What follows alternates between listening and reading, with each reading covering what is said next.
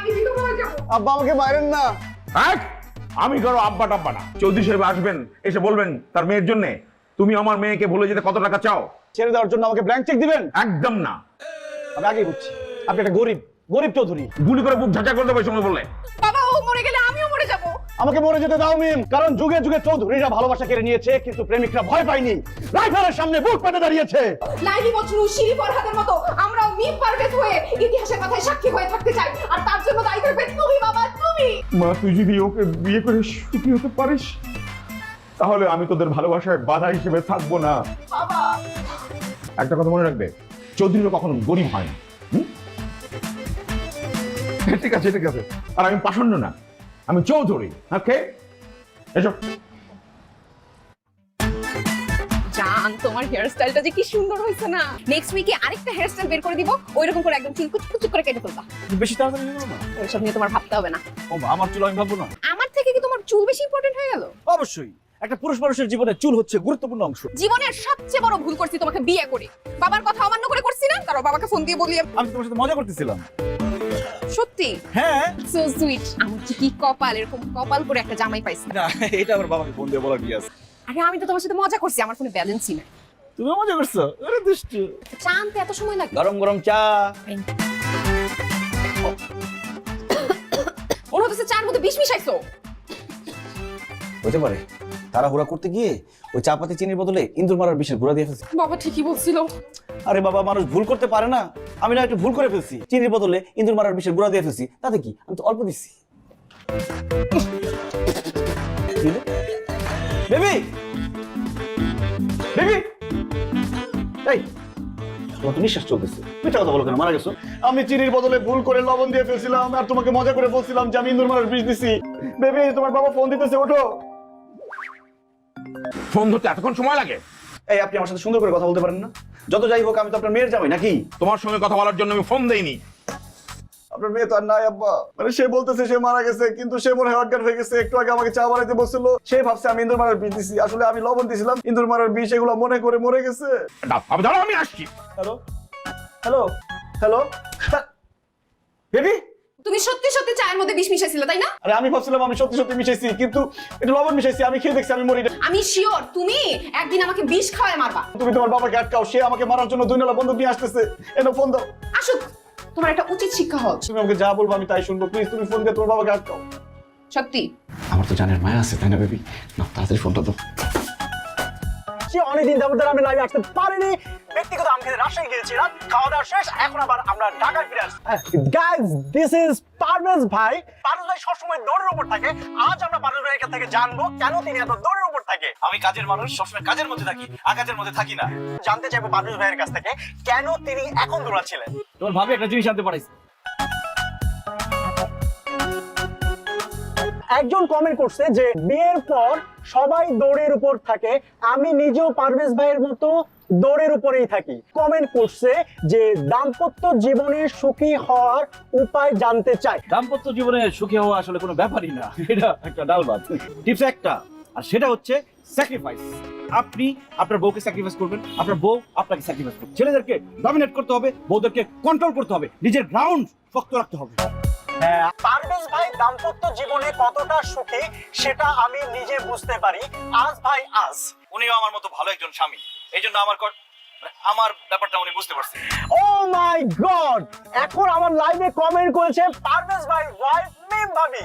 চিনা তাকে বলো তাড়াতাড়ি বাসায় আসতে, নাইলে তার খবর আছে। এই ছিল ভাবির কমেন্টস। আপনি কি ভাবিকে ভয় পান? হ্যাঁ, ভয় কি ভয় পায়, পাগল নাকি? তাহলে ভাই একটা চা খেয়ে যান। আরে চা খাওয়া যাবে না। আরে ছোট ভাই বলতেছে একটা চা খেয়ে যান। আমার বাসায় তোর রাতে দাওয়াত হলো, খেতে আসিস। হ্যাঁ ঠিক আছে, বাই। মা তোর এখানে কোনো কষ্ট হচ্ছে না তো? মানে সব কিছু ঠিকঠাক? দেখে বোঝেন না, কোনো সমস্যা নেই। জামাই তোমাকে তো আমি জিজ্ঞেস করিনি, তুমি কথার মধ্যে কথা ঢুকাচ্ছ কেন? যারা বেশি কথা বলে তারা কোনো উন্নতি করতে পারে না, যেমন তোমার কোনো উন্নতি হয়নি। চৌধুরীর মেয়েকে বিয়ে করে ফেলছি, এর থেকে বড় উন্নতি আর কি আছে বলেন? মা এই ছাগলটা কোথেকে পেয়েছিস? আব্বা এটা ছাগল না তো, এটা খাসি, একদম তাজা। আমি নিজে দাঁড়াই থেকে কেটে নিয়ে আসি।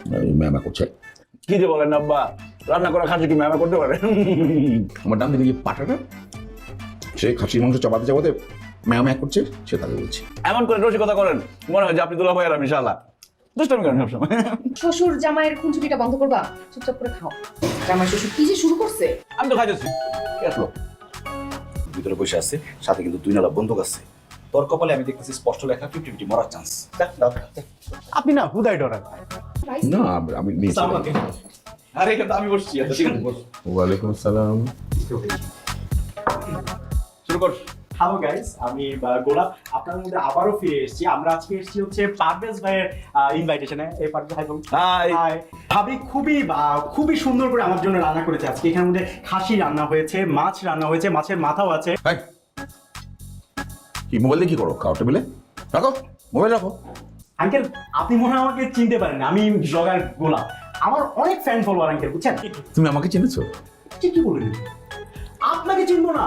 পারভেজ ভাইয়ের মুখে আপনার প্রশংসা শুনতে শুনতে আমার কান বড় হয়ে গেছে। আপনার কথা মাথায় আসলে প্রথমেই আপনার মেশিনটার কথা মনে করেন। টপ করে নাকি আপনি কথা তাক করে থাকেন। কারো বন্দুকটা 2 নলা। আঙ্কেল, আপনি নাকি যেখানে যান সেখানে ওটা নিয়ে যান। আজকে ওকে নিয়ে আসছেন? সময় হলে দেখাবো। আর ওটা মেশিন না, ওটা দোনলা বন্দুক। হ্যাঁ আর আঙ্কেল মনে করেন যে আমাদের পরদাদা, দাদা, বাবা, তার ছেলে, মানে আমি আর কি, আমরা কিন্তু একদম খানদানি বংশীয়। মানে জাইলার জালের মধ্যে সবচেয়ে যে বড় মাছটা ওইটা কিন্তু আমরা নিয়ে আসি। গরুর মাংসটা আঙ্কেল আমরা কিন্তু এমনি খাই না। কষাই সকালবেলা ঝরায়া সিনার মাংসটা কাইটা আমার বাসায় যখন পৌঁছে দেয়, কষাই খাসি নিয়ে আসে, সেটা জবাই হয়, তারপর খায়। আর খাসির সাইজ আপনার চেয়েও বড়। দাও, মাছের মাথা দাও, খাসি দাও। তোরে বলছিলাম না তোর মায়ের খাওয়ার চান্স আছে। এই পারভেজ, মিনুন করে কি বলো? হ্যাঁ, তোমার পারভেজ ভাই কি করে জানো? খাওয়ার সময় মুরগির মতো কুটে কুটে টুকরো করে খায়। আর আমার মেয়েটা ওকে খাওয়ার কথা বললেই ও বলে হচ্ছে গিয়ে যে আমি ডায়েট করছি, আমার যতটুকু লাগে ততটুকু খাই। খানদানি লোকজনের হলো শুধু খাও না খাও, মানে আমরা খাও আগে মাইকটা পরে। ঠিক বলছেন আঙ্কেল? খাও খাও খাও, দে আরো দে। আর না না, কি দরকার ছিল? জি দিয়ে দিলাম। আরে খাইতে পারবো আমি, মানে করতেছে না না তোরে আমি আগে বলছিলাম বেশি পাক পাক পাক পাক করিস না। আমি আছি একটা ঝামেলার মধ্যে। কি ঝামেলা? কালকে তোর ভাবির জন্মদিন। আচ্ছা ভাই, আপনার সারপ্রাইজের বাজেট কত? এই ধর 5-10-এর মধ্যে। 2000 টাকা দেন। এই যে 500 টাকা, এই 500 টাকা হলো ক্রিয়েটিভ চার্জ, এটা হলো আমার। এই 1500 টাকা দিয়া একটা গোলাপ প্রিন্টের শাড়ি কিনুম আমি নিজে পইরা। বাইরে থেকে যখন ভাবি আইবো, ভাবি যায় জিজ্ঞাসা করবে, এই তুমি কোন মেয়ে নিয়ে বাসায় আসছো, কোন মেয়ে এখানে আসছে। আমি কিন্তু ভাই একদম দরজা খুলুম না, শ্বশুর চৌধুরী সাহেবকে ফোন দিব। চৌধুরী সাহেব 2 নলা বন্দুক লয়া আপনার সামনে এসে যখনই আপনার মাথার মধ্যে বন্দুকটা তাক করবো, সারপ্রাইজ, আমি মেয়ে না আমি ছেলে। তুই একটা বিপদে ফেলার বুদ্ধি করছিস, টাকা ফেরত দে। ভাই আপনি না, মানে ভিডিও কিচ্ছু দেখেন না। এখনকার যুগে সারপ্রাইজ গুলো কিন্তু এমনি। পারভেজ, তুমি বাসায় মেয়ে নিয়ে আসছো? তোমার কত বড় স্পর্ধা! কোথায় মেয়ে? আমি নিজের চোখে দেখছি একটা মেয়ে এখান থেকে দৌড়ে আমাদের বেডরুমে ঢুকলো। তুমি যে এই ধরনের একটা কাজ করবে আমি স্বপ্নেও ভাবতে পারি না। হ্যালো, হ্যালো বাবা। আপনি যেটা শুনছেন সেটা ঠিক না। হ্যালো গোলাপ, কেমন আছিস? আশা করি ভালো আছিস। এটাই সম্ভবত আমার জীবনের শেষ ফোন কল। একদম বেটে তো শেষ, আর তো সুযোগ পাবো না। হ্যাঁ আজকে আমি মারা গেলে আমার বউটা বিধবা হবে। আসলে হয়েছে কি, যে আপনার জন্মদিন উপলক্ষে আমরা আসলে সারপ্রাইজ দিতে গিয়ে ফান্ডটা করছি আর কি।